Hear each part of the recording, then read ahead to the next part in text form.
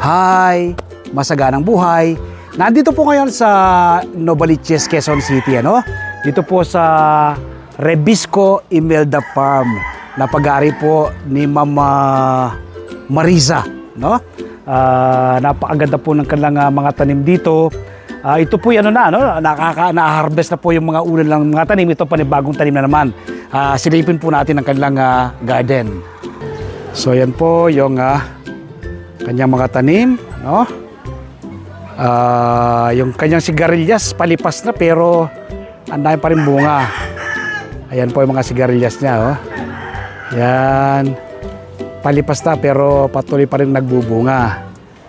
Yan. Tapos may mga bago lipat sila dito na kamatis. Ito yung kanilang mga punlang kamatis. So yan naman po kanilang mga bagong lipat tanim. Yan. Yan po yung kanilang mga tanim na sitaw. Dalawang variety po ito pero magkatabi, ano? Mahabang bunga. Tapos yung bandaron ay kalamong munggo, oh. Ito niyo po, oh.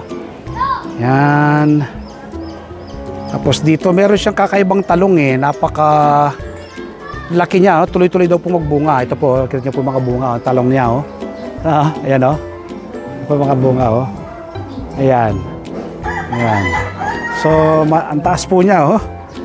Ayan, oh. Dito hindi na sila mawawalan ng supply din ng eto, talbos ng kamote. Ayan, oh. Sariwa-sariwa po yung talbos ng kamote. Meron sila dito, okra. Yan, nakatanim lang po yan sa mga paso, no? Yan. So ito yung sa pusod ng Quezon City.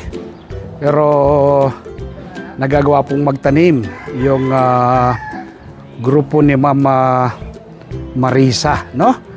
Majority po yung kanyang mga grupo yung mga babae. Kung sila yung mga babae nagagawa nilang magtanim, much more, ano? Tayo mga kalalakihan magagawa rin nating magtanim.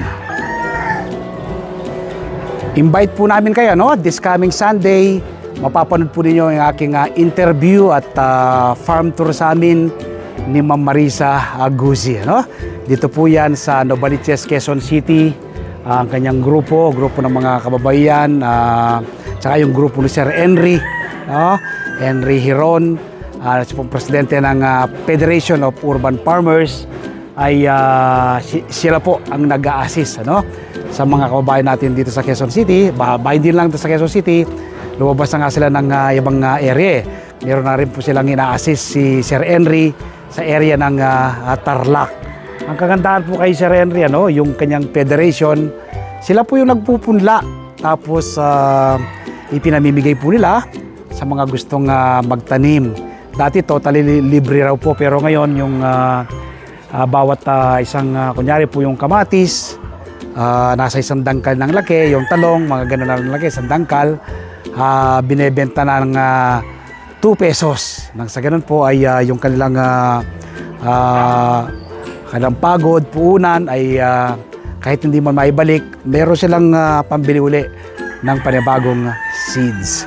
So don't forget, this coming Sunday, Masaganang Buhay. Panoorin po ninyo ang aming interview kay Ma'am Marisa at pag-tour niya sa amin dito sa kanyang napakagandang gana. Napapanood po yan sa 1PH Signal TV, Channel 1 ng TV5. Napapanood din po sa RPTV, YouTube at Facebook. At siyempre po yung hindi pa naka-follow sa ating Facebook page, Facebook profile, mag-follow na po kayo, no? At hindi pa naka-subscribe sa ating YouTube channel, ang Bagsak Reporter, mag-subscribe na po kayo. Like and share. Click the bell button sa kanal, ma-inform po kayo kapag may mga bagong video upload, video tutorial, upang ma-share ko po sa inyo ang pahiram na talento ng ating Panginoon. Salamat po. Happy farming. God bless.